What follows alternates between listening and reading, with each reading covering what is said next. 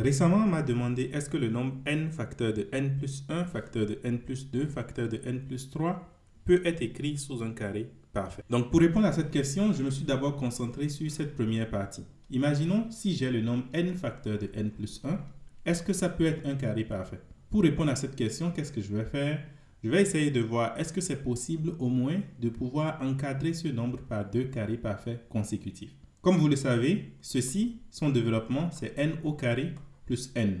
Donc, je sais clairement que ce nombre est plus grand que n au carré. Donc, je peux mettre par exemple n au carré ici. Mais aussi, puisque je sais que n est lui-même plus petit que n plus 1, ça veut dire que si jamais je multiplie les deux côtés par n plus 1, donc n plus 1 fois n sera inférieur ou égal à n plus 1 au carré.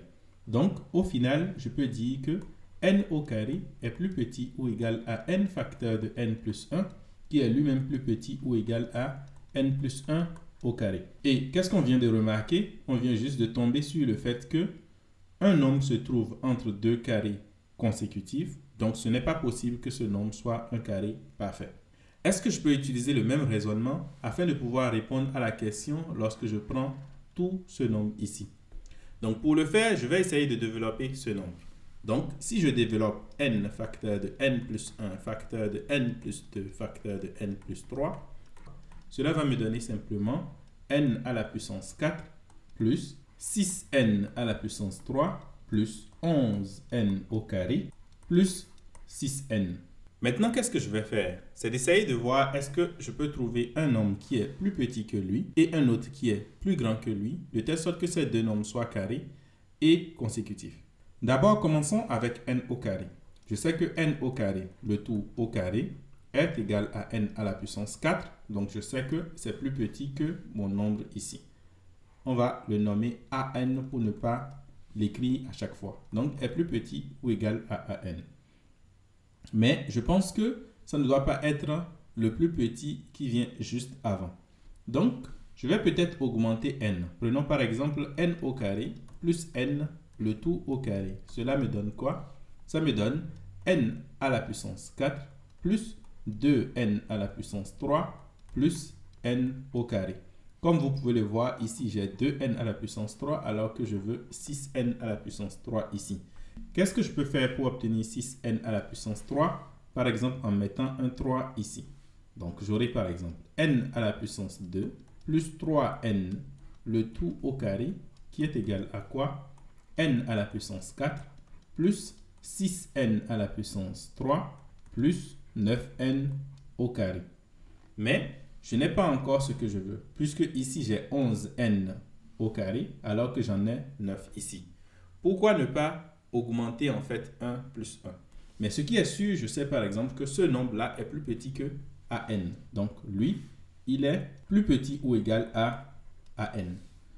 Donc, essayons de voir ceci plus 1. Donc, je fais n au carré plus 3n plus 1, le tout au carré. Ça va me donner quoi? D'abord, ça me donne le carré qui est en haut. Donc, n à la puissance 4 plus 6n à la puissance 3 plus 9n au carré. Et ensuite, 2 fois 1 fois n au carré plus 3, ce qui va me donner donc 2n au carré plus 6n. Et ensuite, plus 1. Et quand je fais le calcul de ceci, qu'est-ce que je vais avoir? N à la puissance 4 plus 6n à la puissance 3 plus 11n au carré plus 6n plus 1. Et qu'est-ce qu'on peut constater ici? On peut remarquer directement que ce nombre est en fait plus grand que notre an. Donc, je vais mettre supérieur ou égal à an ici. Donc, finalement, qu'est-ce que je viens de montrer? Je viens de montrer que n au carré plus 3n, le tout au carré, est inférieur ou égal à an, qui est lui-même inférieur ou égal à n au carré plus 3n plus 1 au carré. J'ai deux nombres qui sont consécutifs et leur carré, donc ça veut dire que an ne peut pas être un carré parfait. Juste après avoir fait cela, c'est en ce moment que j'ai remarqué que, en réalité, si je remarque bien le développement de ce nombre qui est ici, ça ressemble à an plus 1. Donc, ça veut dire que an plus 1 est égal à n au carré plus 3n plus 1 au carré. Puisque an plus 1 est un carré parfait, ça veut dire que an ne peut jamais être un carré parfait.